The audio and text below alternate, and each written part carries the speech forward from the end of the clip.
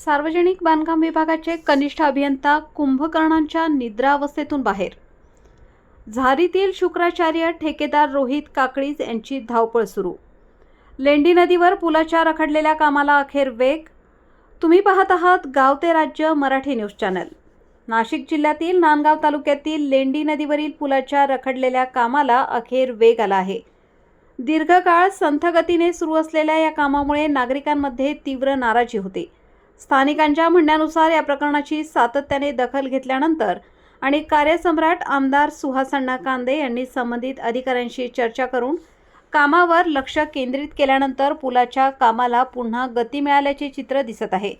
दरम्यान सार्वजनिक बांधकाम विभागाच्या कामकाजावर तसेच संबंधित ठेकेदारांकडून करण्यात आलेल्या कामांच्या गुणवत्तेबाबत नागरिकांनी गंभीर प्रश्न उपस्थित केले आहेत. कुंभकर्णाच्या निद्रावस्थेत आपणास पाहावयास मिळत आहे. सब ठेकेदार रोहित काकळीज तसेच कनिष्ठ अभियंता पंडित घनदास नंदकिशोर देशमुख यांनी गेली 3 वर्षांपासून नांदगाव शहरातील पुलाचे हेतुपुरस्पर काम थांबवले, व्यापारी वर्गाचे आर्थिक नुकसान केले, शहरातील संपर्क तोडला, अशा अनेक गोष्टींना ठेकेदार तसेच कनिष्ठ अभियंता नांदगावकरांचे खरे गुन्हेगार आहेत.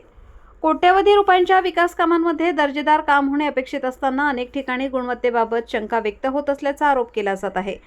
बोलठाण येथील कृषी उत्पन्न बाजार समितीच्या शेडच्या घटनेचाही दाखला देत संबंधित कामांची स्वतंत्र आणि निष्पक्ष चौकशी करण्याची मागणी होत आहे.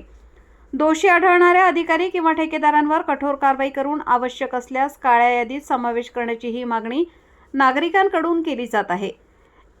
आता या प्रकरणात सार्वजनिक बांधकाम विभाग कोणती भूमिका घेतो आणि कामांच्या गुणवत्तेबाबत चौकशी होते का, याकडे संपूर्ण तालुक्याचे लक्ष लागले आहे. गाव ते राज्य मराठी न्यूज चॅनल, नांदगाव, नाशिक. संपादक विजय धामणे.